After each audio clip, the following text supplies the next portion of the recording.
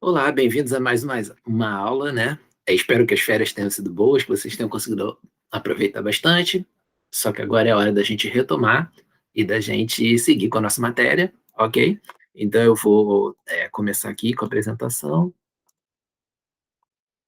Só um segundo.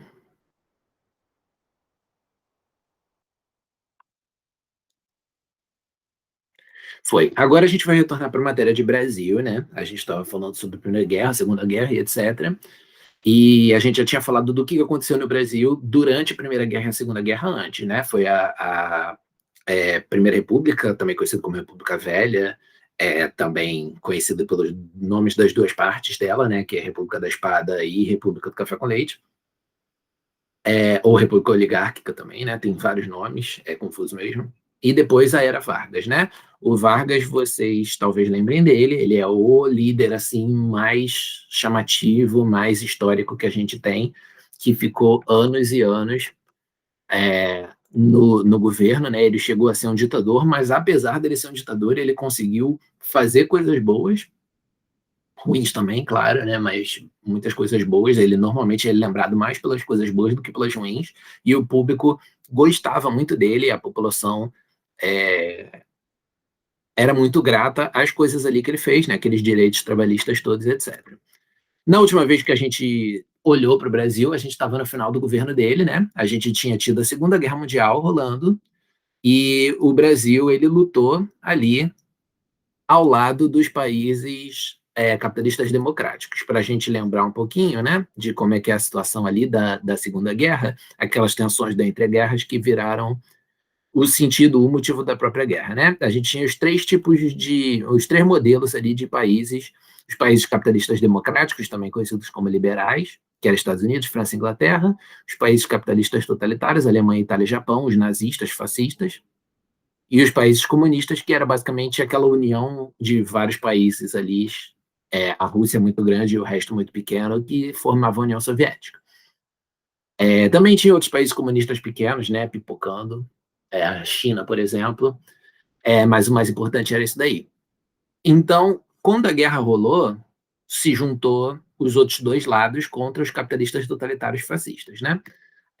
Acabaram aqueles países ali, de certa forma, os países não deixaram de existir, né? A Alemanha, Itália e Japão estão aí até hoje, porém eles se ferraram muito, eles perderam a guerra, claramente, e sobraram os outros dois lados. Só que esses dois lados que sobraram, eles não eram amiguinhos. Eles se juntaram ali, mais ou menos, contra os capitalistas totalitários, mas eles eram inimigos, na verdade. A gente viu sobre o estouro ali da bomba atômica, né? Que os Estados Unidos fizeram justamente para poder intimidar esses comunistas, mostrar como eles tinham uma arma poderosa que era a bomba atômica. Não era necessário para fins de acabar ali com a guerra, com a Segunda Guerra mesmo, né? Porém, já estava se preparando o caminho ali para próximo conflito de larga escala global, né, que era chamada Guerra Fria. Tem esse nome porque esses dois lados, dos capitalistas democráticos e dos comunistas, que era a União Soviética, eles estavam disputando o território ali, mas eles não atiravam diretamente um contra o outro, eles não atacavam, não invadiam, não tacavam bomba no país um do outro. Eles ficaram escolhendo vários outros conflitos que você tinha ali pelo mundo, na Ásia, na África, na América, em tudo quanto é lugar, e eles iam botando as tropas deles nesses lugares, apoiando um dos dois lados que tivesse na guerra ali para tentar conseguir mais um país aliado. Né? Então era como se eles estivessem jogando War, né? Aquele jogo de tabuleiro, que você quer dominar os países, etc., né? Então eles ficavam justamente lutando pelos territórios dos países, outros países, né, do mundo. E aqui no Brasil não foi diferente. O Brasil era aliado dos Estados Unidos tem muito tempo. A gente lutou na Segunda Guerra por conta da aliança com os Estados Unidos, para ficar do lado ali dos Estados Unidos, entramos junto com eles, praticamente.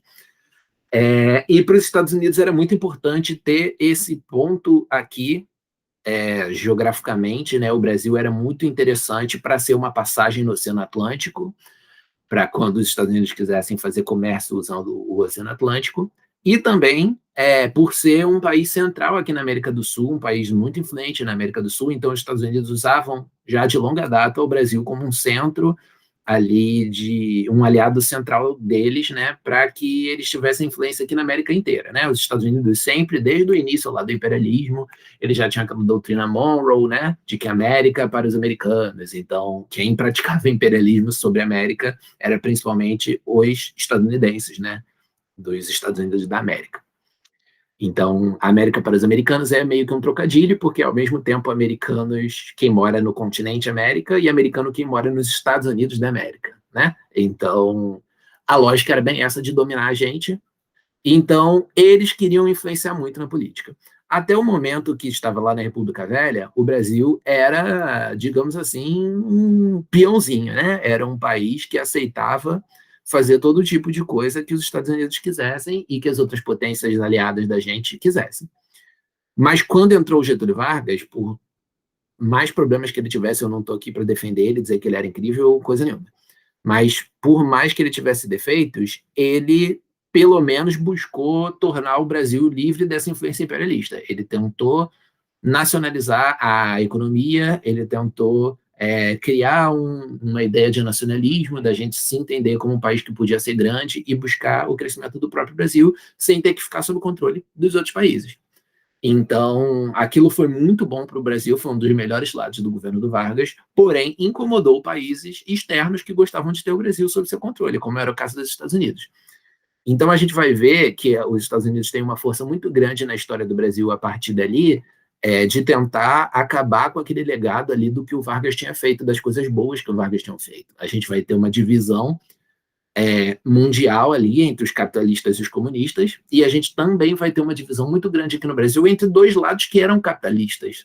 Só que os capitalistas que eram totalmente afim de entregar a economia toda ali para os Estados Unidos e fazer tudo o que os Estados Unidos queriam, que eram os conservadores, e os mais progressistas, que era a galera ali do bondinho do Vargas, que era a galera que estava tentando tornar o Brasil independente dessa força externa dos Estados Unidos e de outros países. Então, como a tensão mundial era da Guerra Fria, com os capitalistas contra os comunistas, aqui dentro do Brasil, o lado dos progressistas também foi chamado de comunista. Que nem hoje em dia que as pessoas chamam de comunista sem nem saber direito o que significa.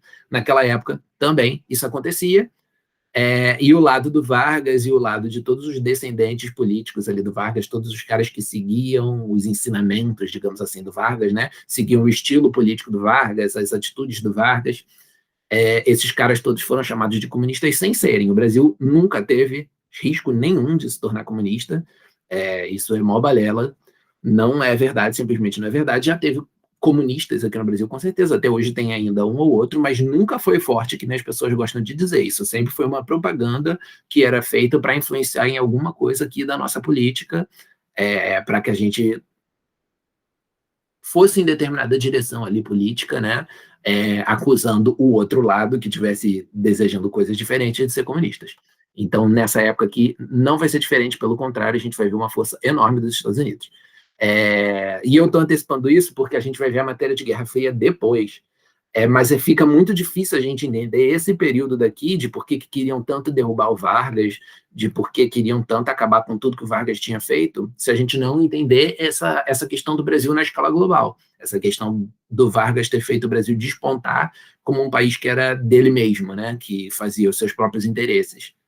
E queriam acabar com isso, e todo esse período de intervalo democrático, né, que é quando a ditadura do Vargas acaba e a gente tem um período ali de democracia, que é o período que a gente vai ver, começar a ver hoje, não terminar, mas que é um período muito marcante, porque você tem essa briga externa pelo Brasil. A gente combateu na Segunda Guerra do lado dos capitalistas democráticos, então a gente estava brigando pela democracia, digamos assim, né? Porém, o Brasil era uma ditadura, isso era muito sem sentido. Então, a população ficou mais consciente desse ponto, e principalmente os setores mais intelectualizados, os mais ricos, essa galera que tem um acesso maior à informação, eles foram passando a ficar contra o Vargas por motivo de ser uma ditadura. Então, lá em 1945, acabou a Segunda Guerra, não tinha mais espaço para essas grandes ditaduras fascistas no mundo, né, que o Vargas pegava uma coisinha ou outra do livrinho deles ali, né, imitava eles em alguns sentidos, não havia mais espaço para esse tipo de ditadura, então também foi feita uma pressão muito grande no Vargas. O povão, no geral, ainda amava o Vargas. Então, O Vargas decidiu sair, mas mesmo quando ele decidiu sair, você tinha uma galera que defendia que ele ficasse. É um movimento chamado de queremismo. A gente tem essa foto aqui, né? Essa placa diz muito claro: queremos Getúlio porque ele nos deu aposentadoria. Para a galera que é do povão, que é ferrada, que era trabalhada, que trabalhava direto, explorada, horas e horas por dia, não tinha direito, não tinha dinheiro, tinha que pagar por tudo que consumia e não tinha tempo de férias e não tinha licenças, maternidade e de saúde, etc. O Vargas representou muita coisa, por mais que fosse ditador, por mais que se inspirasse um pouquinho no fascismo, o Vargas melhorou a vida dessas pessoas. Então, essas pessoas eram muito gratas, elas não entendiam a lógica toda ali de que, ditadura, temos que ser mais democráticos, etc. Era simplesmente uma relação de uma relação prática, sabe? A nossa vida era ruim pra caraca.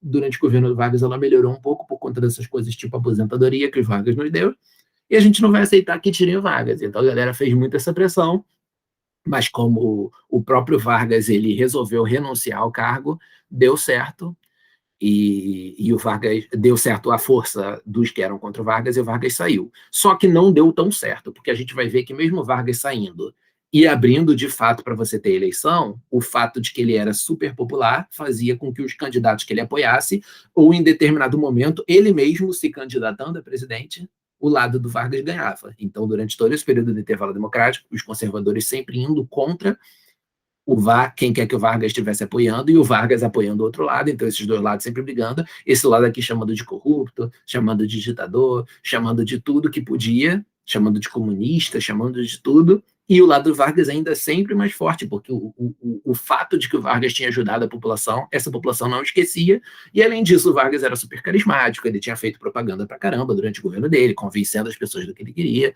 e por aí vai. Então, a luta é muito assim entre os que querem derrubar Vargas e seus discípulos e, do outro lado, Vargas e seus discípulos. Gravem bastante isso, que isso é bastante importante. 46 ele sai, mesmo que tivesse queremismo, ele mesmo saiu, né? E aí você tem uma Constituição que cria ali as características de democracia. Quem entra no lugar é o Eurico Gaspar Dutra, né? Foi eleito justamente porque o Vargas apoiou ele. Então, só que o governo dele foi diferente do governo do Vargas, porque não foi mais tão nacionalista. O Dutra saiu abrindo a nossa economia para os Estados Unidos entrarem, que era a coisa mais importante para os Estados Unidos. Foi criando ali uma perseguição com os comunistas, os poucos comunistas que você tinha aqui no Brasil, né? Então, outro interesse dos Estados Unidos ali sendo feito, só que na metade do governo do Dutra começou a ter problemas econômicos no Brasil, então ele meio que deu para trás e saiu um pouco ali das garras dos Estados Unidos, começou a mexer na economia de novo, que nem o Vargas fazia antes dele. Então, incomodou um pouquinho os Estados Unidos ali no final. Aí teve mais uma eleição no final do governo do Dutra, e olha aí quem se candidatou: Getúlio Vargas. O cara era extremamente popular, não tinha por que ele botar outro cara se ele não fosse obrigado. Na primeira eleição, depois que ele saiu, ele até aceitou não concorrer por motivos de que, se eu quero demonstrar que eu não sou mais ditador, então não vou concorrer, porque o mesmo cara há 300 anos no poder tem toda a cara de ditadura, né? Então o Vargas queria evitar isso. Então, por uma eleição ele não concorreu. Logo na eleição seguinte, ele concorreu de novo e claro que ele ganhou, porque ele era extremamente popular. Então, o que se falava na época era que o Vargas saiu, mas ele voltou nos braços do povo, porque agora era democraticamente eleito, em vez de dar golpe, que nem ele fez em 1930, né? E que nem ele fez de novo ali, dando um golpe em si mesmo ali em 1937. A luta ali entre os nacionalistas e os liberais, ou também progressistas contra conservadores, foi muito, muito forte. Você teve uma congregação ali de todo mundo que era empresário e dono de terra, ricos no geral, né? E conservadores no geral, lutando contra o Vargas, e os progressistas eram os mais nacionalistas ali, com algum apoio dos comunistas, mas assim, tinha muitos comunistas que não gostavam do Vargas também, porque o Vargas nunca foi comunista, nem nunca deu trela para o comunismo.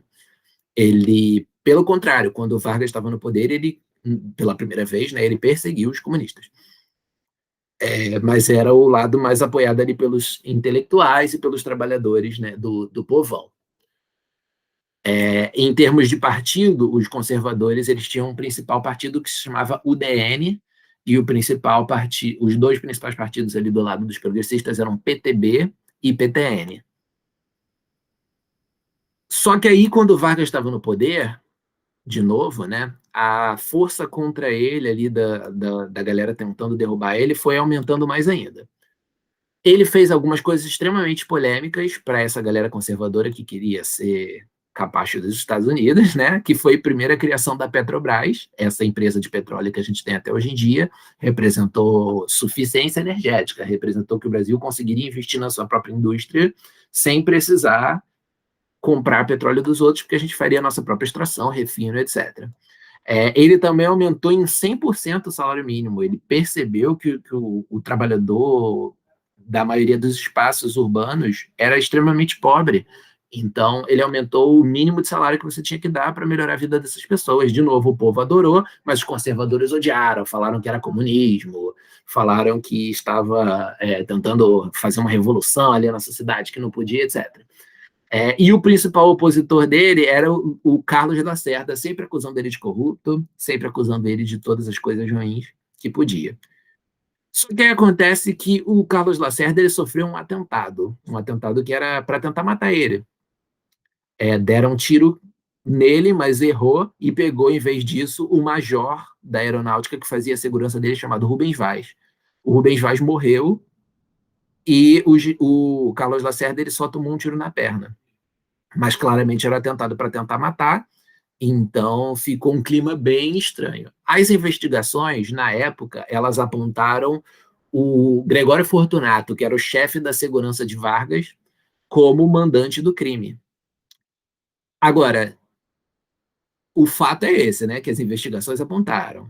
Estava certo? Era verdade? Ou isso era uma tentativa de incriminar o Vargas? Não sabemos. Às vezes a história não consegue chegar em respostas claras assim, né, do que eles queriam, do que de fato aconteceu ali por trás dos panos, né, essas coisas secretas. Pelo que eu conheço do Vargas, eu acharia super possível ele mandar esse atentado sim. Mas pelo que eu conheço dos opositores da UDN e do próprio Carlos Lacerda, eu também acharia possível eles estarem forjando aquilo ali de alguma forma. Então, assim, eu mesmo não posso dizer que eu tenho uma opinião sobre isso, não. Eu deixo em aberto. Mas o que é fato é que o atentado aconteceu, que a investigação da época ligou a esse chefe de segurança do Vargas e que isso pegou muito mal para o Vargas, de forma que o Vargas não conseguiu mais se sustentar no governo. Os chefes das Forças Armadas, não todos, né, mas a maioria dos chefes das Forças Armadas, dos generais da Marinha, do Exército, da Aeronáutica, entregaram para o Vargas uma carta exigindo que ele se afastasse do cargo, que ele renunciasse e que tivesse outras eleições para outro cara ser eleito, né? Só que aí o Vargas não aceitou. Ele não aceitava sair dessa forma, derrotado dessa forma. Ele sempre foi um cara que teve controle de tudo, né? E ele quis ter controle até da forma como ele cairia.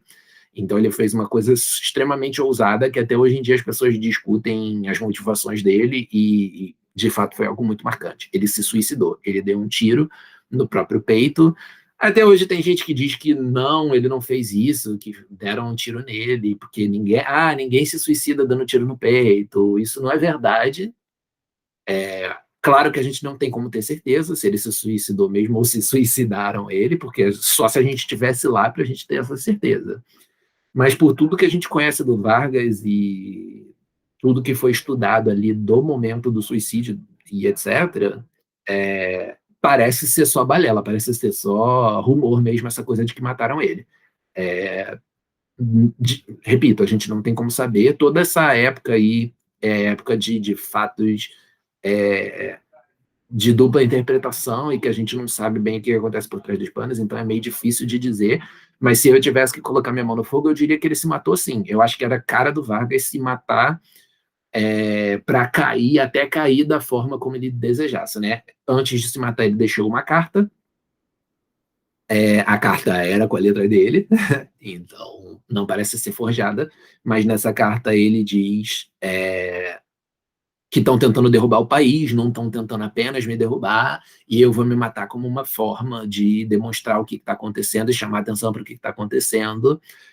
E usou a grande frase que ficou marcada, que até hoje é uma das frases mais famosas da história do Brasil, que é: saio da vida para entrar na história. É a ideia de que, olha, vou me matar, mas mesmo esse suicídio não é uma derrota. Mesmo esse suicídio sou eu demonstrando que eu ainda tenho controle das coisas, e as pessoas vão para sempre falar disso na história do Brasil, e até agora estamos falando, né? Então, estava um papo de que ia rolar um golpe militar se o Vargas não saísse, ou que possivelmente o golpe ia acontecer mesmo com ele renunciando, mas a partir do momento que o Vargas se matou, o fato, e essa parte é fato, né?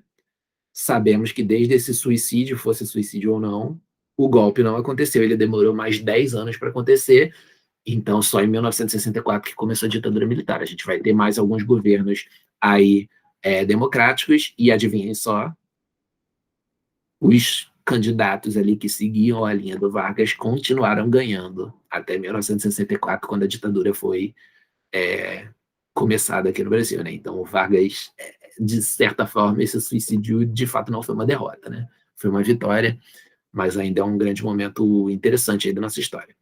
Atividades, pausem, né? E daqui a pouquinho a gente volta. Explique os motivos que levaram à renúncia de Getúlio Vargas em seu primeiro governo. Era o fato da gente estar ali. Primeiro, tinha várias oposições, né, dos grupos estudantis, intelectuais, etc, etc. Segundo, que ficou feio se manter como ditadura quando as ditaduras fascistas estavam caindo. São características do governo Dutra a intensificação das relações políticas dos Estados Unidos e o incentivo à abertura da economia ao capital estrangeiro. Marque V nas verdadeiras, F nas falsas, depois corrige as falsas. A Constituição Brasileira de 1946 estabeleceu o voto secreto e o direito à greve. É falsa, porque ela decretou o voto secreto, mas negou o direito à greve, que greve na época era considerada comunismo. Uma característica do segundo governo Vargas foi a preocupação com a consolidação de direitos trabalhistas. Verdadeiro. Falso. Na década de 1950 houve uma diminuição da polarização na política brasileira, pelo contrário, teve mais e mais e mais. Todo mundo que era do lado progressista era chamado de comunista e de corrupto e etc. A D é falso também. Em sua maioria, o grupo político dos progressistas era composto pelas oligarquias rurais e alta burguesia comercial, industrial e financeira do Brasil. Está errado. Isso que ele está descrevendo aí era o grupo dos conservadores, o grupo ali da UDN, o grupo ali dos liberais. Carta Testamento de Getúlio Vargas, tem um pedaço aí que vocês já leram, né? As forças e os interesses contra o povo. Ele está falando ali dos empresários, está falando ali dos militares, está falando da galera toda que era a favor dos Estados Unidos e do liberalismo e etc. B, relaciona a frase "voltei ao governo nos braços do povo" com o segundo governo Vargas. Essa frase era relacionada a ele ter desistido de ser um ditador, simplesmente saído ali da parada, e o povo ainda ter reconduzido ele como democrático, como governo democrático dessa vez. C, explique quem compunha os grupos citados por Vargas no trecho a seguir. A campanha subterrânea dos grupos internacionais aliou-se a dos grupos nacionais revoltados contra o regime de garantia do trabalho. Ele está falando ali das grandes empresas estrangeiras que tinham interesse na economia do Brasil e do governo dos Estados Unidos, dentro daquela lógica ali de Guerra Fria, né? Queria ter o controle da gente. Aqui a gente entra no governo de Juscelino Kubitschek, que é um desses aí que seguiu um pouco o modelo de governo que o Vargas tinha lançado, né? E agora vamos para a nossa folhinha para a gente fechar. Como a participação do Brasil na Segunda Guerra influenciou na situação política brasileira. Representante capitalista democrático, então ficava feio ser uma ditadura, ele teve muitas pressões, etc. 2. Dentro do contexto do Brasil do período democrático, o que buscavam progressistas e conservadores, os conservadores defendiam o anticomunismo e o liberalismo, interesses da oligarquia rural e da burguesia ligada ao capital estrangeiro. Os progressistas defendiam principalmente a independência da nossa economia e a manutenção dos direitos sociais, ambos heranças do Vargas, né? O próprio Vargas fazia parte desse grupo que defendia nacionalismo e direito para o povo. Qual foi o contexto do suicídio de Vargas? Ele vinha sofrendo grande pressão, principalmente após o aumento de 100% que tinha concedido ao salário mínimo. Seu principal opositor, Carlos Lacerda, foi o alvo de um atentado falho, e o chefe de segurança de Vargas foi ligado ao crime, então manchava a reputação do Vargas, né? A pressão alcançou um nível insustentável, generais das Forças Armadas exigiram seu afastamento, e o Vargas, não aceitando simplesmente renunciar, se suicidou. Causou aquela comoção da população e ficou feio demais para o pessoal dos inimigos ali do Vargas resolverem pegar o poder, ok? Então, com isso, a gente fecha aqui a nossa apresentação e a nossa aula. Espero que tenha sido bom. Eu tentei ser mais breve, porque as nossas aulas vinham sendo bem grandes, né? Mas, enfim, a nossa matéria é enorme mesmo, então algum esforço a gente tem que fazer nesse sentido, mas eu espero que está sendo legal para vocês, e vocês sempre podem comentar lá nos vídeos no YouTube, ou entrar em contato com o colégio, para o colégio entrar em contato comigo, e por aí vai, porque assim, eu quero mesmo fazer as aulas de forma que vai ser legal para vocês, ok? Um abraço, fiquem aí com Deus, e até a próxima semana.